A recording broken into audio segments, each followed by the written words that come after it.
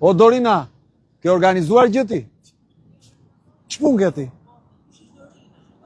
O ç'punë ke ti?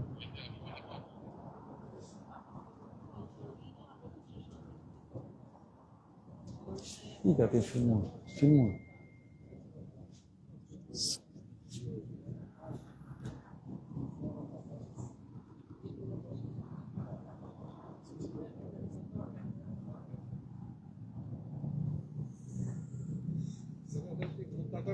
Si jeni, si kaluat? Po pa tjetër, hajdeni.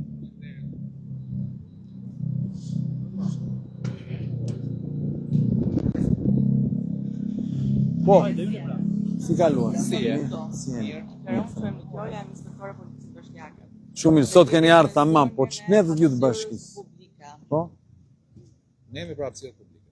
Ç'a hapësirë kam zënë? Po kjo është dhe imja, s'është vetëm jotja. Është të gjithë, është për bashkë. Unë për pjesën time po rri këtu. Hajde, do vini? Do vini ju? Hajde rrini këtu. Kemi penguar njëri të kaloj këtu. Unë shoh që po kalojnë njerëzit. Zoti organizator.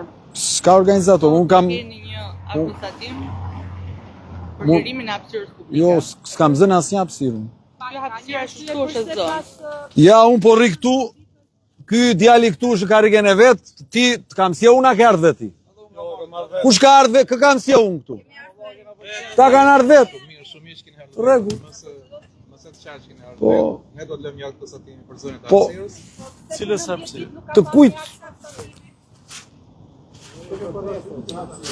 Po në rregull, ore, ju ikni atje te ai që ka vjedh tërdynjan e keni në burg atje, ngelët ju te zëna e hapësirës time këtu. Unë jam për qefin tim. Edhe ju shkoni atje. Faleminderit shumë. Faleminderit nga ana jote. Faleminderit, respekte. Nuk më trëmua, jo një gjop, po 1000 gjoba të vini. Po ju po na vidhni ne, po na vidhni 10 miliardë euro buxhet, do trëmem unë nga konstatimet tuaja. E zoti maf. Po dakord, po dakord.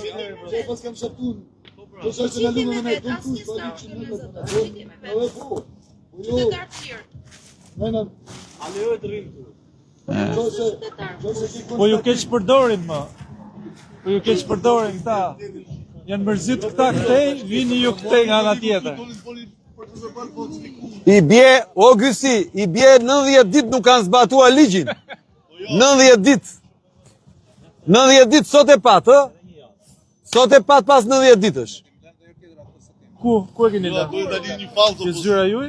Bëjni, ju keni drejt t'i bëni.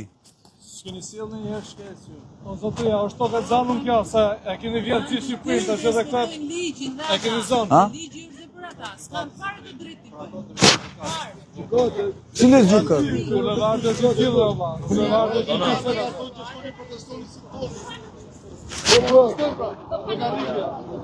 Si? O një pyetje thuaj. Kur të vinë zgjedhjet S'kam fare pyetje unë. kur të vinë zgjedhjet Fare lokale, s'kam a do pyetje. t'i falin këto gjëra? Po nuk ka problem. E morë.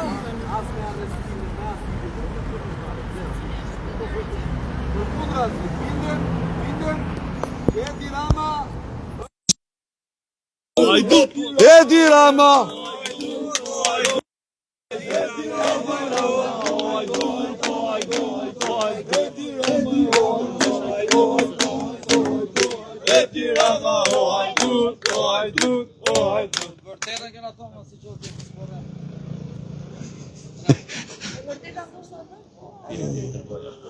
Shumë gjo.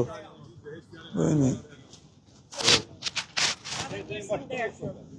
Ore, këta mund të bëjnë nga konstatim dhe pse marrë frim, po tani nuk i dëgjoj dot. Burda?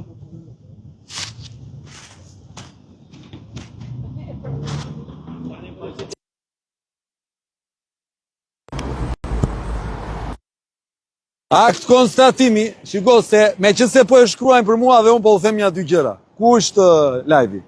Për shumë, i ke par këto kioskat? I ke par këto kioskat? Jemi? I ke par këto kioskat që zënë trotuaret? Pra ato duhet akt konstatimi. I keni par këto ndërtimet palej që bëjmë para zyrës sekretarit bashkisë për bau atje? Për këto duhet bërë akt konstatimet. Po këta që vënë çadra në bulevard dhe sot janë pushtet, i kishit parë ndonjëherë, pra ata duhen a konstatimet. A konstatimet pse jetojmë nuk ka. Po më thonë mua pse jeton, pse ulesh në trotuar, do ulem, pse merr frym, do marr. Ta mund thonë rime një këmbë. Në shërbim të informimit publik edhe si media, përse prej mbi 90 ditësh nuk ka pasur një akt konstatimi nga ana juaj dhe nuk është paraqitur asnjë polic bashkiak? Mund të bësh një kërkesë dhe të kthejmë përgjigje. Po ju jeni këtu, dhe unë si media kam Po lëm një konstatim dhe do largohem. Shumë mirë, shumë mirë. Na thuj, pse? A dhe vazhdojmë nga ana jonë këtej se kemi punë. Tani ta po marrin dhëna në telefon dhe po i vlotësojmë këtu. Se ja u kanë çuar gati pra. Po, çto bëjnë dhe ata, na dhe miri.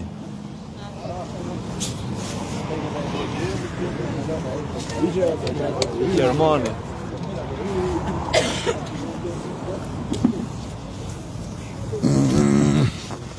E ja, kështu. Kë përfaqësojnë ta bashkinë e Durrësit apo të Tiranës? Ta përfaqësojnë bashkinë e Durrësit. Po kryetarin e kanë Durrës. Durrës, pra. Kryetarin e kanë burg të pi rakin. Ka filluar rakin kryetari këty. Shifin ngrini sytë se kanë i pallatan e të ngrysh. Këto kartonat këtej.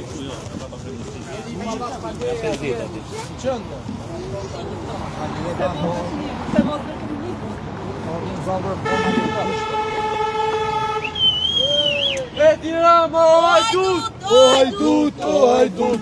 Edi Rama, o hajdut!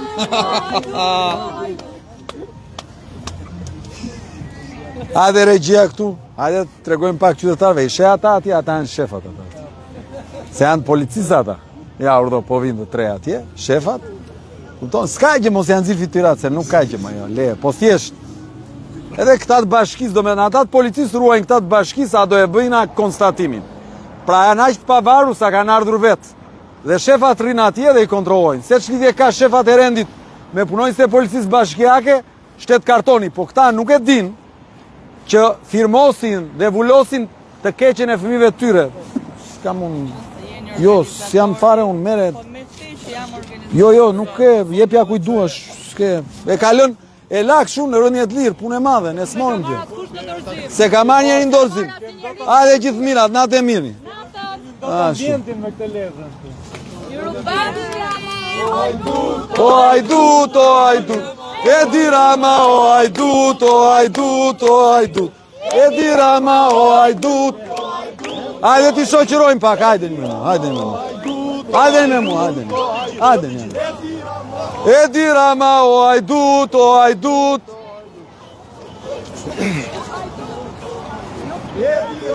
O hajdut, o hajdut, o hajdut.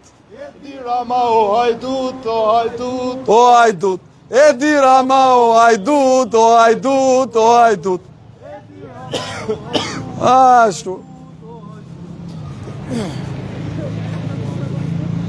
Keni pa ndonjë polici në botë që t'i iki mo? Ikën krimi, në Shqipëri ikën policia. Ja, imagjinoje. Në gjithë botën ikën krimi, në Shqipëri ikën policia. Pse? Se shkelin ligjin. Nuk ka lidhje kjo. Kjo është e drejta, në protestojmë, nuk trëmem unë. Nuk trëmem fare unë, vazhdoni me kallëzimin e radhës. Ec, po kallëzimin e radhës, ku e keni? Ja, ku janë ata të tjertë atje. Edi Rama, o hajdut, o hajdut, o hajdut. Edi Rama, o hajdut, o hajdut, o hajdut.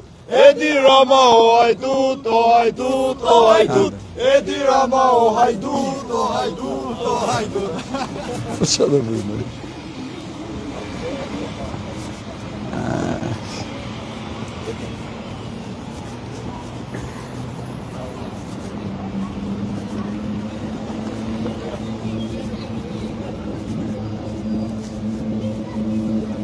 Ana! Ana!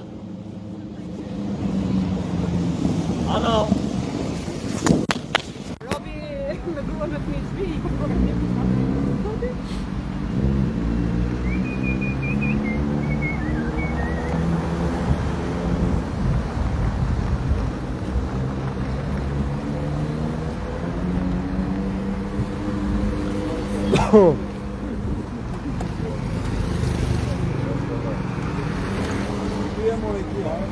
Do e çana ka shkruajt. Jo, more, ne letrën nuk e kemë marrë në dispozicion në shërbimin e fare, hiç, në dorëzim. Hajde këte tani të bëjmë një live të fuqishëm tani. Ashtu. Hajde regjia këtu. Si e mirë, si kalove.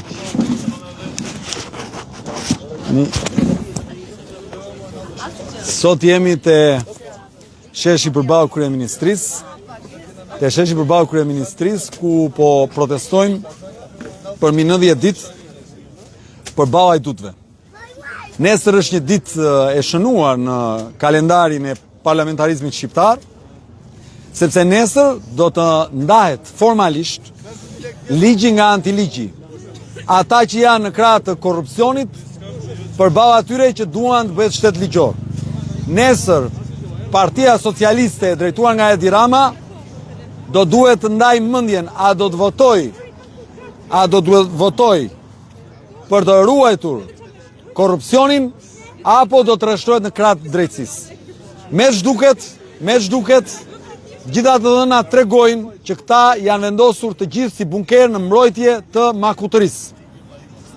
Dhe kjo është i betejë mes drejtësisë nga njëra anë dhe hajdutëve nga ana tjetër, të cilët pasi e kanë vjedhur Shqipërinë, pasi vjedhin buxhetin e shtetit, pasi vjedhin çdo gjë, vinë dhe me forcën e kartonave të vjedhura të zgjedhjeve të fundit bëjnë mbrojtjen e hajdutërisë. Kjo po ndodh. Dhe nesër, edhe për ndërkombëtarët do të jetë e qartë çfarë përfaqëson regjimi i hajdutërisë së Edi Ramës dhe cili është drejtimi që ata kanë marrë, që është kundër interesit popullor. Kundër interesit popullor. Besoj keni ndjekur zhvillimet e fundit, bënde si cup një 3 ditë më parë për portin e Durrësit, po sot e anulloi. Sot u anullua. Pse? Se e di vetë ai, e din vetë ata. Janë orientuar në drejtimin e gabuar, me forca që janë kundër interesit të Shqipërisë, me ç'duket kundër interesave gjeostrategjik të Shteteve të Bashkuara të Amerikës dhe Bashkimit Evropian, dhe kishin vendosur të ndërtonin një port 6 herë më të vogël se ai që ishte, se nuk është më, e ka marrë ai Alabari. Ja dha Alabarit se deshti vet.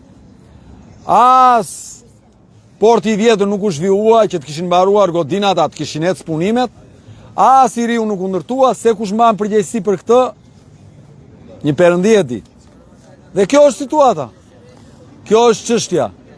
Situata e një vendi ku gjithë qeveria vendoset në mbrojtje të hajdutërisë. E pat fjalimin që mbajti, merte dhe i bënte gjyqin gjykatës dhe prokurorisë. Fjalimi që mbajti. Në një vend normal, kryeministri kur sheh që prokuroria i sjell fakte, fillim prove, që ka të dhëna, ka dyshime të arsyeshme që një prej anëtarëve të kabinetit është i korruptuar apo ka kryer veprime korruptive, çfarë ndodh? Kryeministri e mbështet dhe kryeministri bën çdo gjë që të zbatohet ligji, dhe kështu pastaj gjitha nivelet e ndryshme të shtetit shkojnë në këtë drejtim, pra në luftë kundër hajdutërisë. Çfarë ndodh me qeverinë e Edi Ramës në Shqipëri? Me qeverinë e Edi Ramës, në vend që ta përgëzojë drejtësinë, fillon dhe i bën gjyq publik duke i treguar se sa të paaft janë dhe se si këtë çështje ka ndërtuar gabim dhe se si provat nuk mblidhen ashtu dhe se si fletët janë kështu. Pra u tregon ky si ta bëjnë drejtësinë. Kurdo ky që është në favor të këtij drejtësia, është e mirë drejtësia. Kur është kundër këtij, është e keqe drejtësia. Dhe sot e tregojmë me vendimin e gjykatës kushtetuese që e nxori mbylljen e TikTokut si antikushtetuese. Dhe ju e dini mirë pse e bëri. E bëri për të mos lejuar një platformë të tillë që të ishte një mundësi komunikimi e partive të reja me elektoratin në zgjedhje. Dhe gjykata kushtetuese sot tha që ishte një veprim antikushtetues. Doli ky dhe përqeshte vendimin e gjykatës kushtetuese. Kur i pëlqen këtij, është e mirë gjykata. Kur si pëlqen vendimet, është e keqe gjykata. E vërteta është që çmimi i naftës sot, po merrem edhe me naftën, po ikën Kacafiu, Ndërkohë e vërteta tjetër është që sot çmimi i naftës në bursë rastërisht. Pra, u rrit 2 ditë çmimi i naftës në bursë, opa, me njëherë rritën këta ushtarët e Shqipërisë. Me 200 lekë. Ra sot, madje ra më pak se ç'ishte para një jave në bursë. Ra regjia $90. Ra sot. Sot ra nën atë që ishte përpara 2 jave, një jave. E ulën gjë naftën sot ta, jo. Për ta ulur jo, për ta ngritur me njëherë brenda ditës. A thua se e kanë atë zorrën e karburantit të lidhur direkt e pusi i naftës në Iran, apo në Kuvajt, apo në Arabi Saudite? Kjo është çështja. Para një jave, çmimi i naftës ishte diku te $81-82 për fuqi, deri në 85, shkoi deri në 120 në dijenin time, e rritën këta me njëherë. Sot ka rënë, ka shkuar prapë te 80. Është kështu regjia apo jo? Ra prap, e ulën këta? Jo, nuk e ulën. Për ta ngritur të parët, për ta ulur të fundit. Tani ta shpjegojmë pak të naftës. Ligji jon parashikon që kompanitë e naftës, pra ato që importojnë në Shqipëri, duhet ketë një rezervë. Rezerva duhet të jetë e atill që të mbuloj konsumin mesatar për 3 muaj. Dhe kjo rezervë nuk përcaktohet pa qëllim nga ligji, po përcaktohet për 2 arsye kryesore. E para, që në rast të mungesës në tregun ndërkombëtar për shkak të luftës apo për shkak të problemeve teknike, vendit mos ngelet pa furnizim me karburant për një periudhë të tillë, dhe e dyta, në rastet e luhatjeve të mëdha të çmimit, për shkak të situatave të jashtëzakonshme, çmimi në vend të mos ndrojë në mënyrë të menjëhershme. Ç'a ndodh në Shqipëri? Në Shqipëri sa rritet çmimi në bursë i naftës, menjëherë rrisin këta. Ndërkohë që ne të gjithë e dimë që për të ardhur nafta nga Gjiri Persik dhe deri këtu në Shqipëri duhen javë. Ndërkohë këta e rrisin brenda 2 ditëve. Ra nafta sot në bursë. Ra sot. Ra më pak se ç'ishte para se të pretendonin ngritjen. Pat në një ta ulte? Jo. Dhe dale ku jeni? Bëri në një gjë qeveria? Jo. Dale ku jeni? Se këta nuk e kanë hauin çfarë ndodh me hauin e përditshëm. Këta thonë pse flet Adriatiku. Dhe ç'a bëjnë? Çojnë policin bashkiake të ati që është atje në Durrës. Po, të ati ajduti tjetër. Dhe më bëjnë akt konstatimi mua këtu pse po protestoj. Ndërkohë që nuk ka rëndësi vendimi i gjykatës kushtetuese, nuk ka rëndësi kushtetuta, nuk ka rëndësi ligji, nuk ka rëndësi vendimi i prokurorisë që i gjen gjitha këto me shkelje, nuk ka rëndësi këto. Jo. Rëndësi ka vetëm Ajatollah Rama të mos cënohet. Vetëm kjo ka rëndësi. Ai të mos mërzitet. Pase shkelet ligji këtu se cënohen të drejtat, se nuk ka problem. Dhe ka një problem që e ndaj me ju qytetarë dhe besoj dhe ju keni atë pjesën tuaj të përgjegjësisë. Çfarë ndodh? Doni ju që i hecën gënjeshtra këtij njeriu?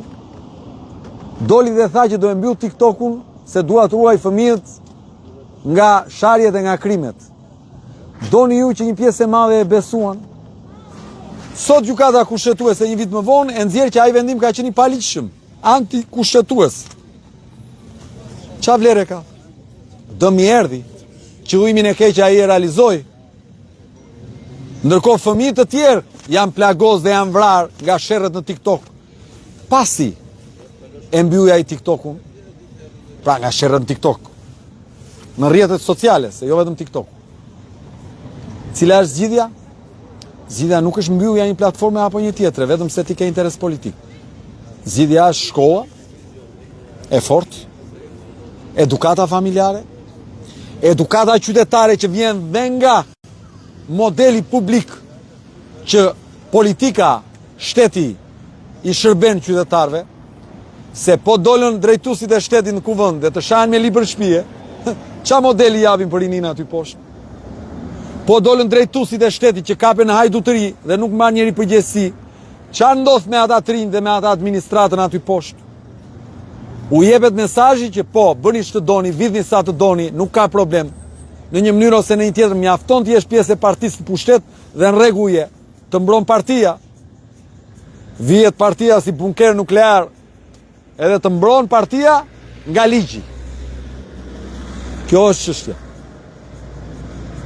Po të ishi investuar sa që janë investuar këto 3 muaj me Belindën, për shembull për të drejtat e fermerëve në këtë vend, dhe të ishin interesuar aq shumë për ata që u përmbytën nga përmbytjet dhe fermat u shkatruan, si do ishte sot gjendja e fermerëve?